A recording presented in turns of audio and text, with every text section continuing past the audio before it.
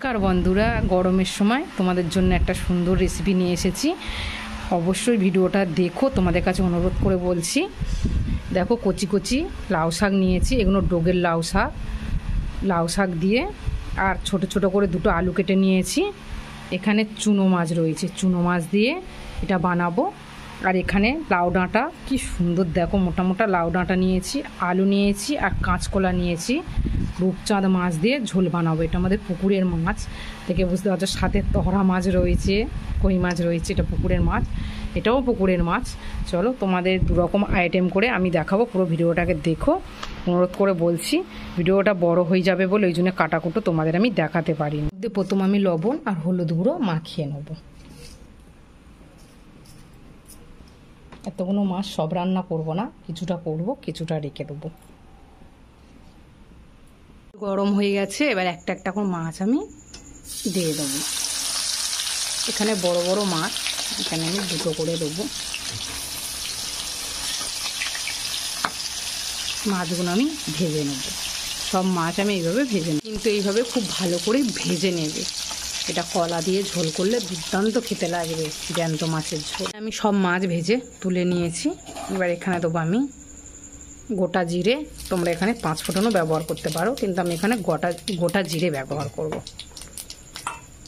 এখানে দেবো আমি অল্প করে একটু পেঁয়াজ কুচি,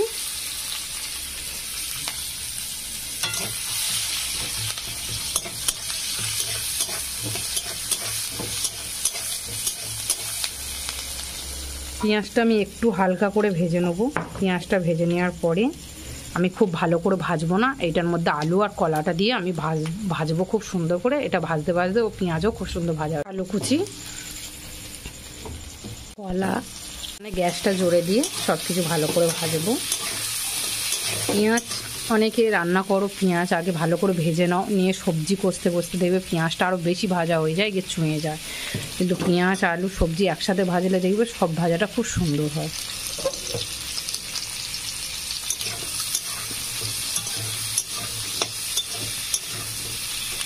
আমি দেবো লবণ।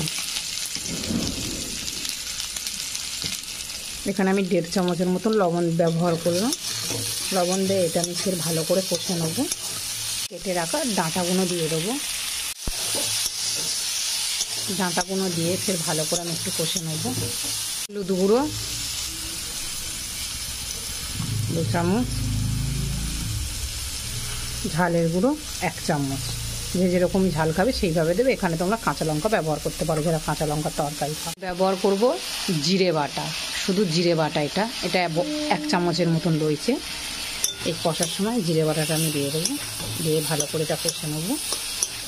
আমি জল দেবো, যে যেরকমই ঝোল খাবে সেইভাবে জল দেবে।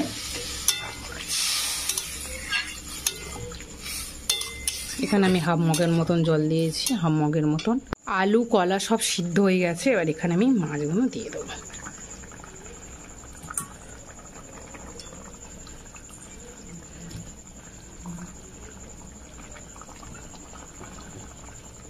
মাছগুলো দিয়ে এবার একটু ভালো করে ফুটিয়ে নেবো, নিয়ে এটা নামিয়ে নেবো।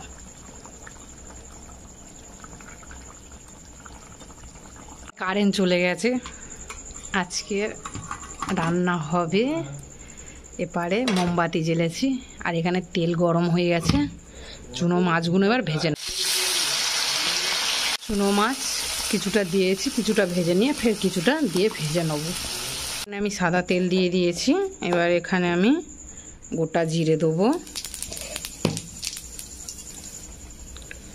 গোটা জিরেটা একটু গা ছুঁয়ে এলে কুচে রাখা রসুন কুচি, এটা আমি ছোট ছোট করে কুচে রেখেছি, এইভাবে দেবে রসুনটা।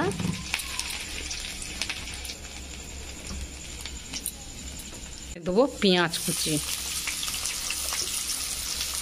মাছ সব আমি ভেজে তুলে নিয়েছি। পেঁয়াজটা হালকা হালকা ভাজা হচ্ছে। এবার এখানে দেবো আলু, এভাবে কেটে নেবে, এইভাবে কাটলে দেখতে ভালো লাগে। এখানে দেবো 1 চামচ লবণ গুঁড়ো। এখানে আমি সব দিয়ে দিয়েছি, ঝালের গুঁড়ো, লবণ, হলুদ গুঁড়ো। এবার এখানে দেবো আমি জিরে বাটা,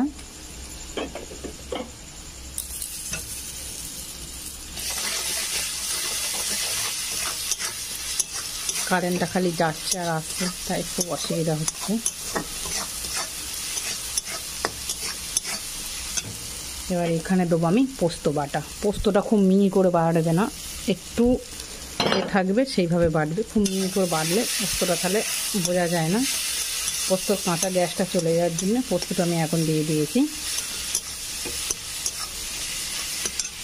এটা ভালো করে আমি কষে নেবো। আমি ভালো করে কষে নিয়েছি, তেল ছেড়ে দিয়েছে দেখে বুঝতে পারছো। এবার এখানে আমি শাকগুলো দিয়ে দেবো।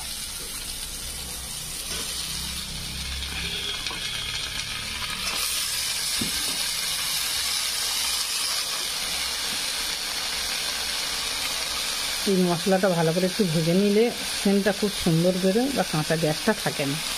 আর এটা আমি ভালো করে নেড়ে চেড়ে নেবো। আমি তো এক হাতে ফোন ধরে আছি, খুব অসুবিধা হচ্ছে। এটা আমি নেড়ে চেড়ে নিয়েছি। এবার গ্যাসটা আস্তে করে দিয়ে এটা ঢাকা দিয়ে দেবো। এটা ঢাকা দিয়ে দিয়েছি। এটা ঢাকা খুলে খুলে আস্তে করে গ্যাসটা দিয়ে এটা ভালো করে কষে নেবো। এবার এখানে দেবো আমি চুনো মাছ, ভেজে রাখা চুনো মাছগুলো দিয়ে দেবো।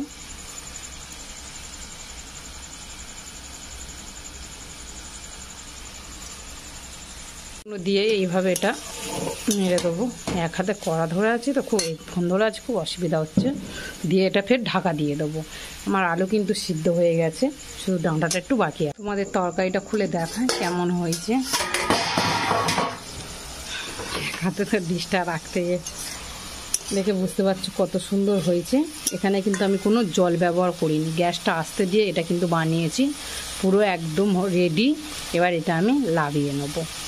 অবশ্যই লবণ টবণ সব চেক করে দেখে নেবে। আর যারা মিষ্টি খেতে পছন্দ করো অবশ্যই চিনি দিতে পারো অল্প করে।